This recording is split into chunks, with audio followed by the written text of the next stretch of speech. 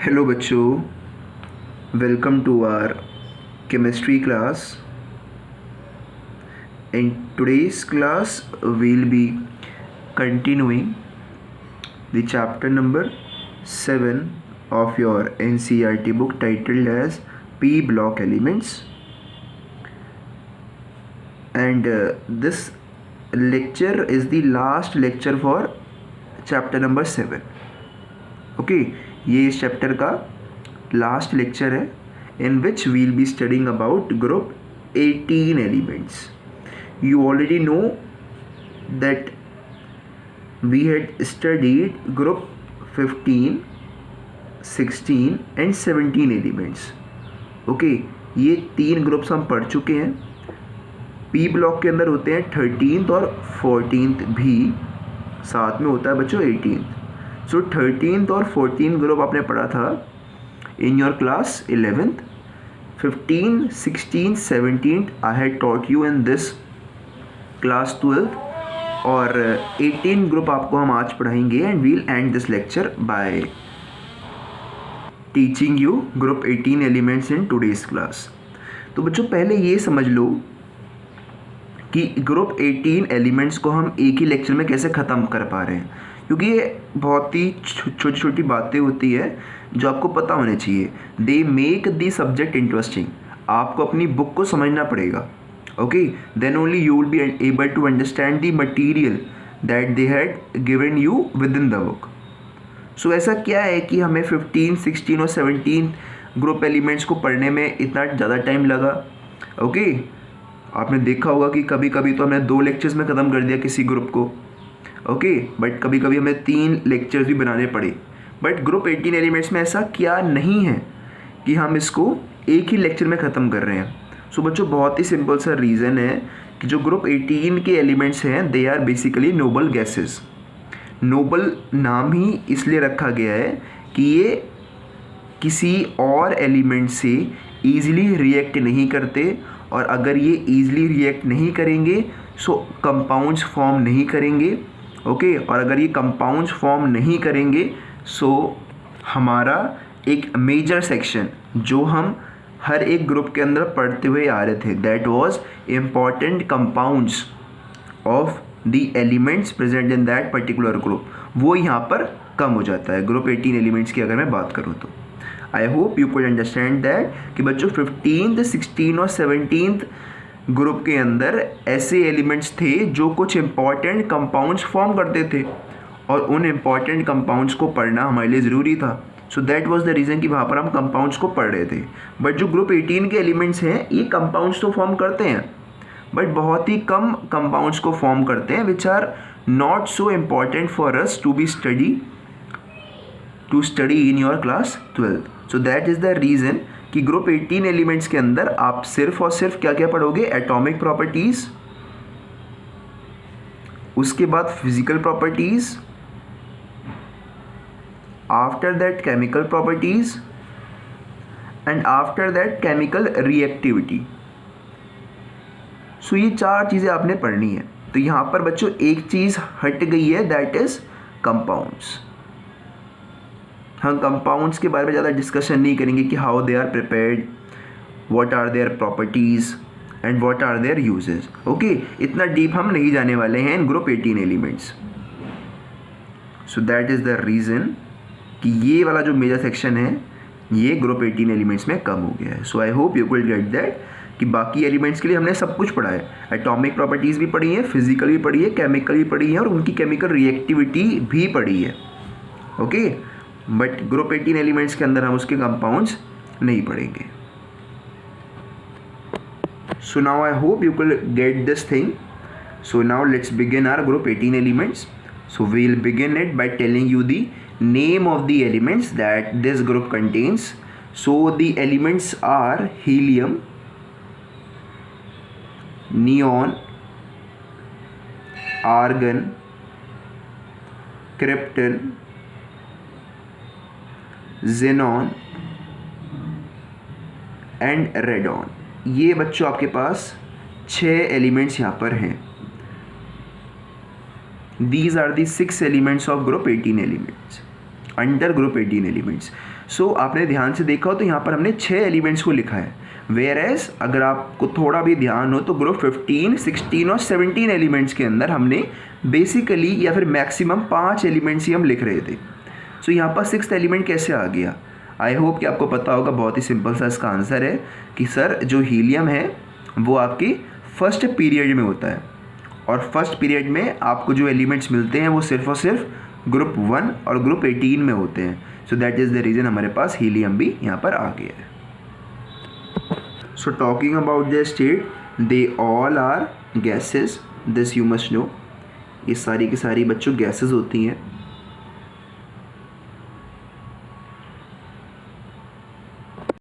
So now let's talk about their occurrence. So बच्चों except radon, radon के अलावा आपको बाकी सारी गैसेस हमारे एटमॉस्फेयर में मिल जाएंगी। ओके, सो वो एक इन सब का अकरेंस हो गया। अपार्ट फ्रॉम दैट अगर हम हीलियम की एक इम्पॉर्टेंट सोर्स की बात करें तो बच्चों वो होता है नेचुरल गैस, कि अगर आपको हीलियम एक अच्छे क्वांटिटी में ऑब्टेन करनी सो यू में obtain it from natural gas. ठीक है, और बाकी सारे एलिमेंट्स अगर आपने ऑब्टेन करने हैं so they can be obtain by radio active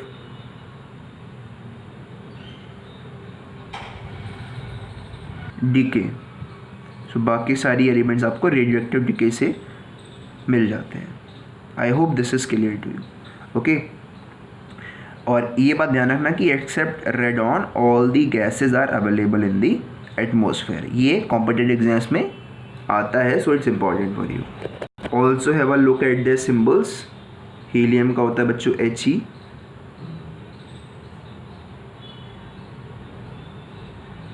krypton, xenon. अब ये इंपॉर्टेंट है, यहाँ पर बच्चे गलती करते हैं कि वो देखते हैं कि यहाँ पर है RADON। So what they think is कि जो इसका सिंबल होगा वो होगा RA, but you are wrong बच्चों। RA जो है वो रेडियम का सिंबल होता है। ओके, और रेडॉन का जो सिंबल होता है दैट इज़ RN। सो यहाँ पर बच्चे गलती करते हैं। सो मेजरली क्लासेस के अंदर टीचर इसी का सिंबल आपसे पूछते हैं। So you must remember the symbol of radon which is RN, and radon is obtained from the radio active decay of radium. ये इंपॉर्टेंट है, इसको आप चाहो तो लिख भी सकते हो कि बच्चों रेडियम से ही आपको मिलता है radon. Okay, let me write down their atomic numbers as well and their atomic masses. So this is 86, sorry this is 88 and this is 86. Along with this you also get an atom of helium, and let's talk about the atomic mass. So this is 226 and this is 222. So ये important reaction है। Over here you could see आपको radon मिल रहा है by the radioactive decay of radium. So बच्चों these were some basic things that you need to know about group 18 elements. Okay, so now let's move on to their atomic properties. अब हम पढ़ते हैं इनकी atomic properties को, जो कि हमारा पहला सेक्शन है। So atomic properties के अंदर जो पहली चीज़ हम पढ़ते हैं that is electronic configuration, कि what is the electronic configuration of these elements. सो बच्चों ये आपको पता होना चाहिए इलेक्ट्रॉनिक कन्फिगरेशन क्या होगी इसकी। इलेक्ट्रॉनिक कन्फिगरेशन अगर मैं बात करूँ general electronic of P block elements is its NS2NP126. So this I had told you a lot of times, so I will not go into that. Okay, वो सब आपको मालूम होना चाहिए। So I am simply writing the electronic configuration which is NS2NP6।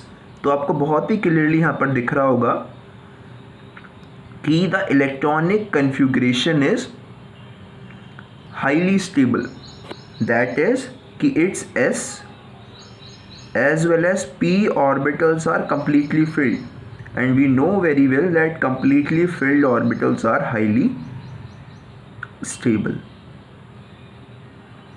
So that is the reason why we call group 18 elements as noble gases. Why? Because they have a stable electronic configuration due to which they do not want to take part in a reaction. भाई जिसके पास पहले से stability है तो वो क्यों reaction में part ले? जब वो पहले से ही खुश है, अपनी लाइफ में स्टेबल है, तो वो क्यों रिएक्शन में पार्ट लेगा? So that is the reason they are highly unreactive elements due to this stable electronic configuration. अब ध्यान रखना कि हीलियम की जो इलेक्ट्रॉनिक कन्फिगरेशन होती है उसको इससे कंपेयर मत करना. क्यों नहीं करोगे? द रीज़न इज़ कि बच्चों हीलियम होता है फर्स्ट पीरियड में, ओके, यानी कि उसके पास जो पहला ऑर्बिटल ही उसका आउटर मोस्ट ऑर्बिटल होता है, okay. And we know very well कि भाई पहले ऑर्बिटल के अंदर सिर्फ और सिर्फ आपके पास s ऑर्बिटल्स होते हैं, p ऑर्बिटल्स होते ही नहीं है. सो जो उसकी इलेक्ट्रॉनिक कन्फिगरेशन होती है वो होती है बच्चों 1s2. ठीक है, यहाँ पर गलती मत करना, ये बहुत ही छोटी सी और बेसिक सी बात है. Fine. So I hope you could get this कि electronic configuration is highly stable and due to which they are unreactive. अब यही बाकी सारी प्रॉपर्टीज़ में भी अब एक इम्पॉर्टेंट रोल प्ले करेगा दिस इलेक्ट्रॉनिक कन्फिगरेशन. सो आइए let's talk about the first property which is atomic radii. तो आप सबको मालूम है कि atomic radii increases while going down the group. इसमें कोई नई बात नहीं है, okay. So I am leaving this. Now let's move on to ionization enthalpy. So बच्चों पहले रिकॉल करो इसकी डेफिनेशन क्या होती है. मैं हर बार जब भी आपको ये पढ़ाऊंगा तो पहले आपसे यही रिकॉल करवाऊंगा कि इसका मतलब क्या होता है टर्म का. Ionization enthalpy is the amount of energy required to remove the most loosely bound electron from an atom present in the outermost shell. तो बच्चों यहाँ पर ध्यान से देखो कि यहाँ पर जो आपका outermost orbit है उसके ऑर्बिटल्स completely stable हैं. तो भाई वो क्यों चाहेंगे कि मैं अपना इलेक्ट्रॉन लूज करूँ? Why will they want their electron to be lost? So that is the reason that these noble gases have very high ionization enthalpy. कि आपको बहुत ज़्यादा एनर्जी देनी पड़ेगी अगर आप चाहते हो कि अपने इलेक्ट्रॉन को लूज करें तो. So they have very high ionization enthalpy. ऐसा क्यों है? Due to the stable electronic configuration. That is the reason. ठीक है, आगे आप खुद लिखोगे क्या रीज़न है. Due to stable electronic configuration. So that was regarding ionization enthalpy of a particular element. अगर मैं बात करूं when I move down the group तो क्या ट्रेंड फॉलो करेंगे. तो ऑब्वियस ही बात है कि जैसे जैसे मैं ग्रुप के नीचे ट्रैवल कर रहा हूं वैसे वैसे हमारा ये गैस का साइज़ बढ़ता जा रहा है और एटॉमिक रेडियस इज इंक्रीजिंग. आप देख चुके हो. सो बच्चों अगर रेडियस बढ़ता है सो प्रोबेबिलिटी ज़्यादा हो जाती है कि इलेक्ट्रॉन अब ईजिली लूज़ हो सकता है इसका आउटर मोस्ट शेल में से. क्यों? क्योंकि अब न्यूक्लियस बहुत ही अंदर हो जाता है. So there is less force of attraction between the nucleus and the electron present in the outermost shell. And apart from that there is also an inter electronic repulsion which causes the loss of electron from the outermost shell to become easier. So that is the reason that as we move down the group, और ये general trend है, as we move down the group ये जो आपकी ionization enthalpy है ये कम हो जाती है, it decreases. Okay, this is general trend. So याद रखो मत रखो ज़रूरत नहीं है, बस आपको अंडरस्टैंडिंग होनी चाहिए तो आप इसको खुद एग्जाम में समझ जाओगे. So that was regarding बच्चों ionization enthalpy. Now let's move on to electron gain enthalpy. Electron gain enthalpy. So बच्चों electron gain enthalpy क्या होता है पहले ये रिकॉल करो. So बच्चों electron gain enthalpy वो enthalpy है या फिर वो एनर्जी है जो कोई भी आपका एटम को मिलती है after it gain an electron. कि जब वो किसी इलेक्ट्रॉन गेन करता है तो उसकी ओवरऑल एनर्जी में क्या फ़र्क आता है उसको हम बोलते हैं इलेक्ट्रॉन गेन एंथैल्पी. आपने देखा था कि हम कह देते हैं कि the electron gain enthalpy is highly negative, यानी कि एनर्जी नेगेटिव है तो बहुत कम है. And less energy means high stability, यानी कि किसी ने इलेक्ट्रॉन गेन किया और उसकी जो इलेक्ट्रॉन गेन एंथैल्पी है that is highly negative. So that means कि वो कंपाउंड बहुत स्टेबल हो जाएगा when it gains an electron. And when I say that electron gain enthalpy is positive so that means कि इलेक्ट्रॉन को gain करने पर जो आपका एटम है it had become unstable. Unstable क्यों? क्योंकि बच्चों more energy results in less stability, that you must no. एक बहुत ही सिंपल सा फंडा है कि ज़्यादा एनर्जी होगी तो कम स्टेबिलिटी होगी, कम एनर्जी होगी तो ज़्यादा स्टेबिलिटी होगी, ये आपको पता होना चाहिए। ओके, सो बच्चों आपको अच्छे से दिख रहा है कि जो ग्रुप 18 एलिमेंट्स हैं इनको ना ही कुछ देना है ना ही कुछ लेना है, इनको इलेक्ट्रॉन चाहिए भी नहीं। So that is the reason that their electron gain enthalpy have large positive values. Okay, so you may write down that group 18 elements have large positive values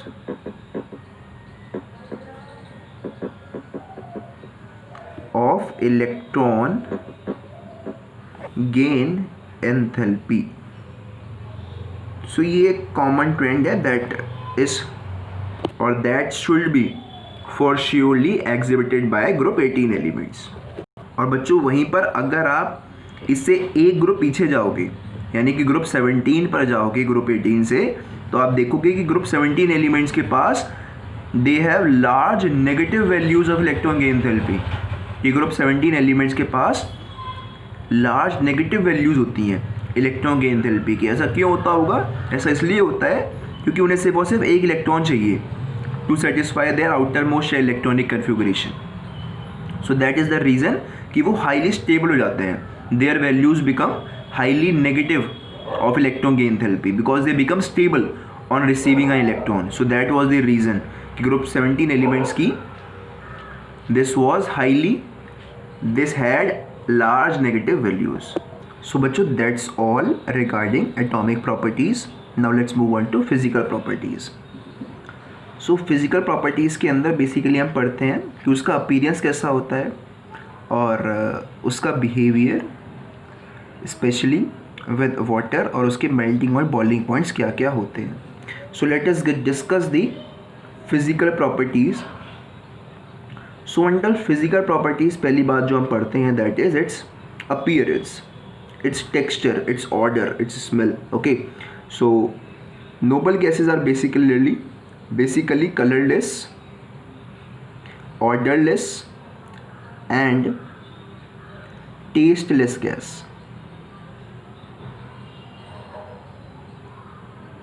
So this was the first thing. Second thing हम अच्छे से मालूम है कि they are highly unreactive. So अगर ये unreactive हैं so obviously बात है they will also not react with water. अगर ये बाकी एलिमेंट्स के साथ रिएक्ट नहीं करती सो वाटर के साथ भी रिएक्ट नहीं करेंगी. So that is the reason that they are less soluble in water, क्योंकि ये उसके साथ रिएक्ट ही नहीं करती हैं. They are less soluble in water because if you want to react with someone तो आपको अपने पहले पुराने बॉन्ड्स को तोड़ना पड़ेगा. You need to come out of your initial bonds and form a new bond. Okay, so they are less soluble in water. Now this property is very important और आपके एग्जाम में भी आती है. That is the trend in melting and boiling properties of these elements. So first of all let me tell you the trend. So trend ये है that they have very low melting point and boiling point. But more important for you is कि ऐसा हो क्यों रहा है. Why are they having very low melting and boiling points. So इसके पीछे का रीज़न है कि बच्चों ये जो गैसेस हैं आपके पास noble gases they are basically monoatomic gases. That is the reason कि इनके पास जो बाइंडिंग फोर्स है that is weak dispersion forces and they have no interatomic force due to which they easily liquefy. Okay, so that is the reason they have low melting and boiling points. Why? Because they are monoatomic gases due to which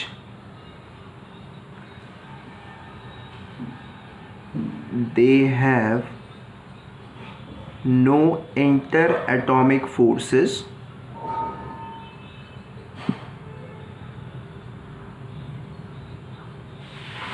except weak dispersion force. So this is the reason, और ये बहुत important है. सो बच्चों that's all under the section of physical properties. So you please note down these physical properties. I am turning my page. So now we'll be discussing about their chemical properties or their reactivity. So बच्चों आपको अच्छे से मालूम है कि जो group 18 के elements हैं they have stable electronic configuration and apart from that they also have very high values of ionization enthalpy कि ये ना ही अपने इलेक्ट्रॉन को लूज़ करना चाहते हैं and apart from that they also have large positive values of electron gain enthalpy कि ना ही ये इलेक्ट्रॉन को गेन करना चाहते हैं.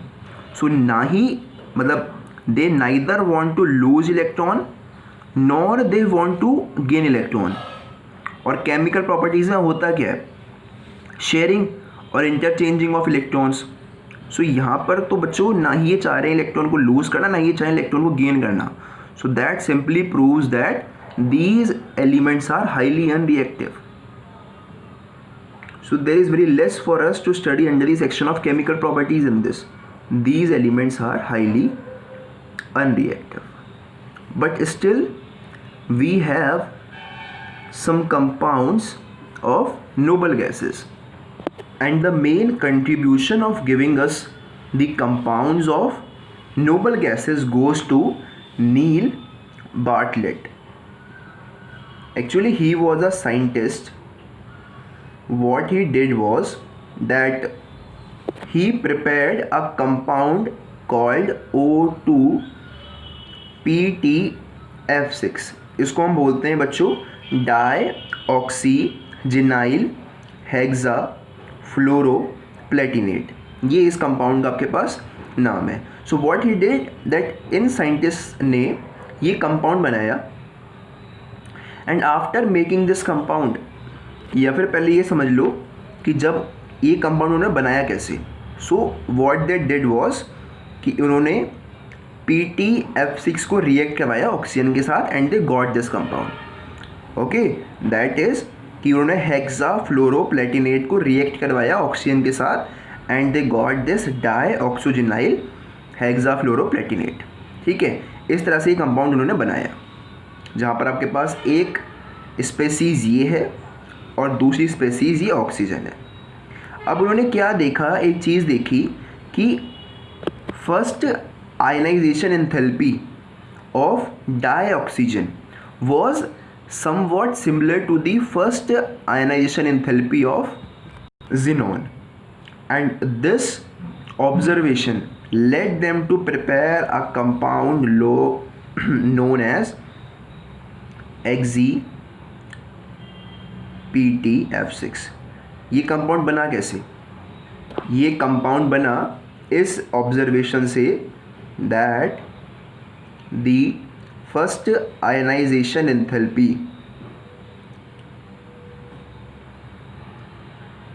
ऑफ मॉलिक्यूलर ऑक्सीजन, जिसकी वैल्यू अप्रॉक्सीमेटली आपके पास 12.2 इलेक्ट्रॉन वोल्ट है, is similar to the ionization enthalpy of xenon.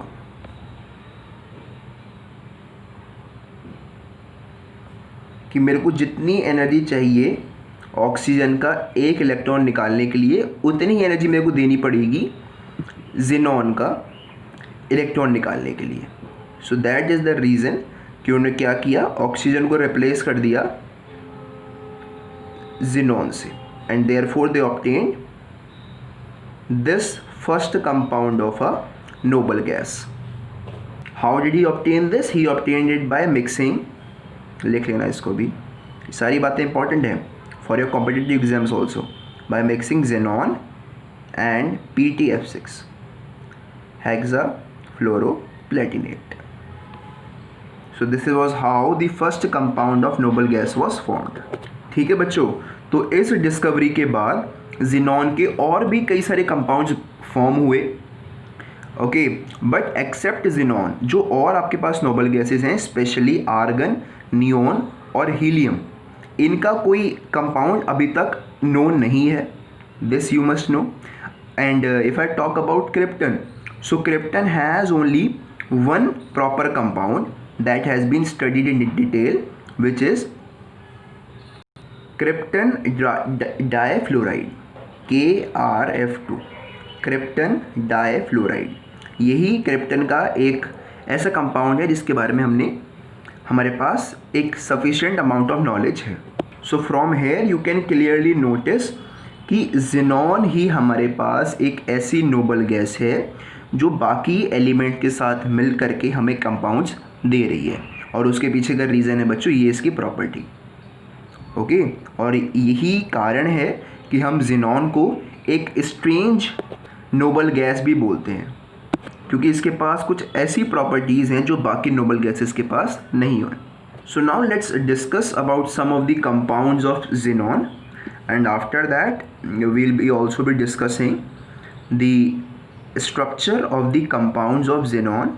Okay, और हम बेसिकली बच्चों xenon के कंपाउंड्स पढ़ते हैं with some highly electronegative elements, okay, which forces xenon to lose electron due to which it takes part in a reaction. So that is the reason कि हम सिर्फ दो क्लासेस ऑफ कंपाउंड्स पढ़ेंगे. पहला पढ़ेंगे बच्चों xenon और फ्लोरीन के कंपाउंड्स को, और अगला पढ़ेंगे हम xenon और ऑक्सीजन के कंपाउंड्स को. ठीक है, why only fluorine and oxygen? Because they are highly electronegative, और इन्हीं के पास ये टेंडेंसी है कि ये xenon से इलेक्ट्रॉन को छीन पाएंगे. सो बच्चों आपके पास तीन ऐसे कंपाउंड्स हैं xenon और फ्लोरीन के, जो इनके डायरेक्ट रिएक्शन से, इनके डायरेक्ट कॉम्बिनेशन से आपको मिल जाते हैं. Let me show you those compounds और उनकी रिएक्शन किससे प्रिपेयर होते हैं वो. और reactions I am telling you, जो भी आपके सामने लिखूंगा वो सारी इंपॉर्टेंट होंगी, आपके एग्जाम में वो आएंगी. Okay, so xenon plus fluorine, this is giving you xenon fluoride. Okay, an important reaction. Apart from this, when xenon reacts with two molecules of fluorine, you get XeF4, and when xenon reacts with 3F2, what you get is XeF6. तो आप ध्यान से देख सकते हो ये तीन ऐसे कंपाउंड हैं जो कि आपको direct reaction of xenon and fluorine से मिल जाते हैं. सभी में फ़र्क क्या है कि यहाँ पर xenon एक्सिस में है, और यहाँ पर बच्चों xenon डेफिशिएट में है, यहाँ पर भी xenon डेफिशिएट में है, और यहाँ पर फ्लोरीन का रेशो कम है एज़ कम्पेयर टू यहाँ पर फ्लोरीन का ratio. If I tell you exact ratio, so it is 1:5 ratio, and over here it is 1:20 ratio. और हम आपको इन तीनों का स्ट्रक्चर भी बना करके यहीं पर दिखाने वाले हैं. और बच्चों xenon हेक्साफ्लोराइड को बनाने का एक और रिएक्शन होता है, एक और तरीका होता है, in which you react XeF4 along with O2F2, so it also gives you XeF6 along with oxygen. So आपके पास दो मेथड्स हैं टू प्रिपेयर XeF6. सो बच्चों ये सारी रिएक्शंस इंपॉर्टेंट हैं, so you must remember all these reactions. अब बात करते हैं इन सबके स्ट्रक्चर्स की, XeF2, XeF4 और XeF6 की. तो बहुत ही सिंपल और बहुत ही अच्छा इनका स्ट्रक्चर आपको दिखेगा भी, and it's very very easy to draw. So पहले बात करते हैं बच्चों XeF2 की. सो ये आपका हो गया xenon और साथ में लगा दो 2 फ्लोरीन, दैट्स इट. ये आपका बच्चों बन गया स्ट्रक्चर ऑफ XeF2. इतना सिंपल है. अगर आप चाहो तो इसके और भी जो लोन पेयर ऑफ इलेक्ट्रॉन्स हैं उनको शो कर सकते हो, that is not a big task. ये लीजिए, ये लोन पेयर्स भी हमने यहाँ पर शो कर दिए, 1 2 3 4 5 6. Okay, so this was the structure of XeF2. अब बात करते हैं XeF4 की. तो F4 में क्या होगा बच्चों कि ये जो सारे फ्लोरीन्स हैं they will arrange themselves in the form of a square. Okay, so in the form of a rhombus आपका बहुत ज़्यादा सही लगेगा. सो this is Xe, and now you have 4 fluorines with you.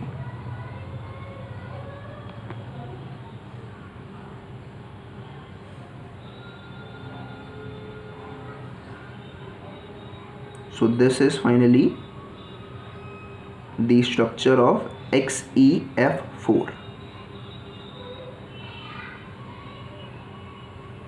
और यहाँ पर आप ध्यान से देखो तो 1 2 3 4 देयर ओनली 4 इलेक्ट्रॉन्स, यानी कि भी 4 इलेक्ट्रॉन बचे हुए हैं. सो यानी कि 4 इलेक्ट्रॉन आपके पास लोन पेयर्स एग्जिस्ट करेंगे. सो this is 1 lone pair and this is the other lone pair. अभी आपको इतना ही क्यों दिखा? क्योंकि मैंने यहाँ पर एक स्क्वायर बना दिया है to show you the square planar shape of XeF4. Okay,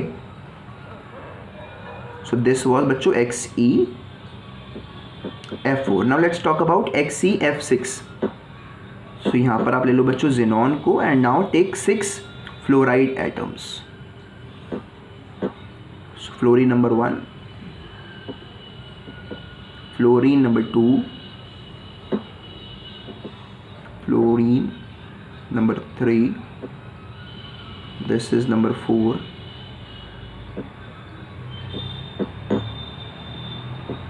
number 6 and this is बच्चों XeF6. तो अब ध्यान से देखो कितने इलेक्ट्रॉन्स ऑक्यूपाई हो गए 1 2 3 4 5 6, यानी कि 2 इलेक्ट्रॉन बचे हुए हैं. So let's draw a lone pair of electron having 2 electrons. So this is that lone pair. So बच्चों ये डायग्राम हो गया बस XeF6 का. So I hope all these diagrams along with the reactions under the section of xenon fluorine compounds is clear to you. So now I am turning the page over where we will be studying about xenon oxygen compounds. So बच्चों now we will be discussing xenon oxygen compounds and under this section हम basically 3 important compounds को discuss करेंगे, जिनमें से हम उनके 2 compounds का आपको structure बना करके दिखाएंगे. So first have a look at these 3 compounds. These are XeO3, XeO4, XeO2F2. सो बच्चों आपके पास ये 3 कंपाउंड्स हैं जो कि आपको हम पढ़ाएंगे. सो इनका प्रिपरेशन बहुत ही सिंपल है. बस आप एक लॉजिक याद कर लो कि XeF4 and XeF6 on hydrolysis यानी कि on reaction with water gives you XeO3. मतलब इसका ये है कि चाहे XeF4 हो या फिर XeF6 हो, अगर वो कंप्लीटली हाइड्रोलाइज होते हैं so they will give you XeO3, but the requirement is complete hydrolysis. Okay, so is the reaction clear to you? And apart from XeO3 you also have other byproducts which are basically xenon, hexafluorine plus oxygen, और यहाँ पर आपके पास होते हैं fluorine. Balance आप बच्चों खुद कर लेना इसको. That is an homework exercise for you. Okay, so this was the preparation of XeO3. Now let's talk about its structure. So structure बहुत ही simple है इसका. आपको बनाने हैं 3 oxygen. All will be having a double bond with xenon. So oxygen बच्चों basically ऐसे करके लगे होते हैं.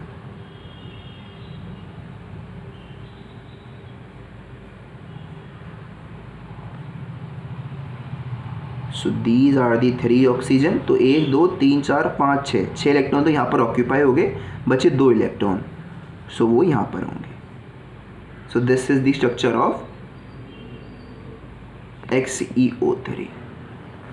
नाउ अब बात करते हैं बच्चों preparation of XeOF4 and XeO2F2. सो इन दोनों ही कंपाउंड्स की प्रिपरेशन के अंदर बच्चों आप यूज़ करते हो XeF6 को, और उसके साथ भी क्या होता है पार्शियल हाइड्रोलिसिस होता है उसका. So partial hydrolysis of XeF6 gives you XeOF4 and XeO2F2. Let's have a look on their reaction. So बच्चों these are the reactions. I had written them in front of you. आप दोनों को देख पा रहे होगे. Okay, so this is partial hydrolysis of HCF6।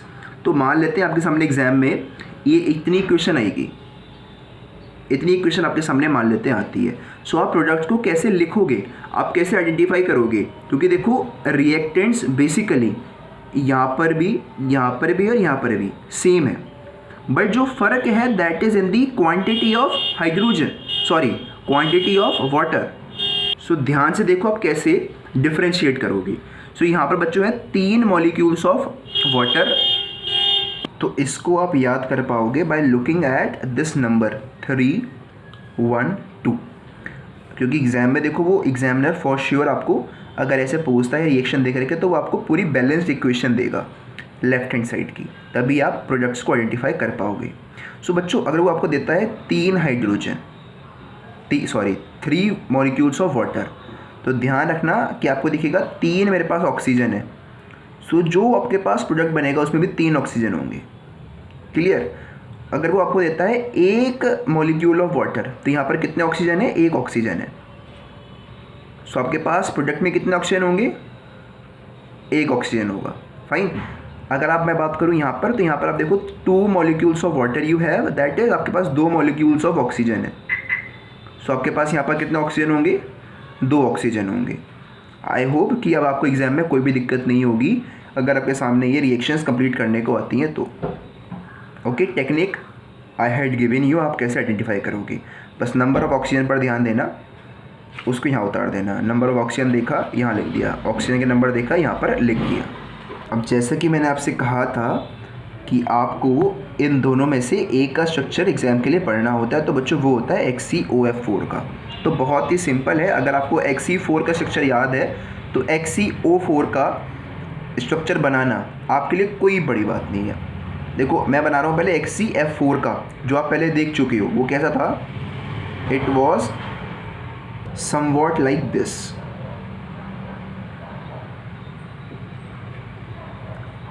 ये था बच्चों स्ट्रक्चर ऑफ HCF4, ठीक है। और आपको पता था कि यहाँ पर था एक लोन पेयर ऑफ इलेक्ट्रॉन और यहाँ पर था एक lone pair of electron. This also you know. So अब क्या हुआ, आपके पास एक ऑक्सीजन आया यहाँ पर, और ऑक्सीजन क्या आता है? हमेशा आता है डबल बॉन्ड के साथ। तो जो 2 इलेक्ट्रॉन्स थे यहाँ पर, उन दोनों इलेक्ट्रॉन्स को ऑक्सीजन ने यूज़ कर लिया टू मेक अ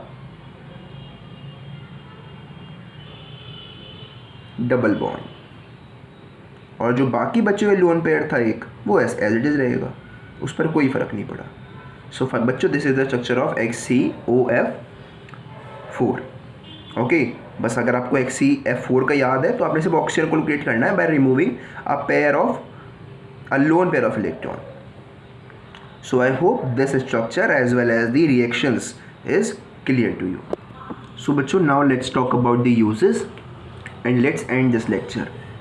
देखो यूजेस तो मैं बेसिकली बच्चों को होमवर्क दिया करता था, so that you could have a look on the uses, all the uses that are given to you in your book. So आज भी मैं आपसे बहुत ही कम uses यहाँ पर डिस्कस करूँगा, but it's your homework to go to your NCERT book और वहाँ पर जितने भी दे रखे हैं uses उन सभी को पढ़ना अपने आप। Okay, because all the uses are important, क्योंकि वो आपके एग्जाम्स में भी आते हैं और साथ ही में वो आपके लिए फ्यूचर में भी हेल्पफुल होते हैं। So बच्चों first let's talk about the use of helium. So we know that helium is a very light gas and it is used in filling balloons for meteorological observations, that is to go on higher altitudes. साथ ही में helium is also used as an important part in MRI, that is magnetic resonance imaging. Now moving on to neon. So neon is used basically in fluorescent bulbs that you might have seen for displaying advertisement projects. Now talking about argon. So argon is it's a noble gas that is used in electric bulbs so as to provide an inert atmosphere to the bulb inside it, so that despite of heating of the tungsten to a large temperature, it does not damages the bulb. So it provides an inert atmosphere at a high temperature. So argon is really a useful gas. So these were some of the important uses that you must know regarding noble gases.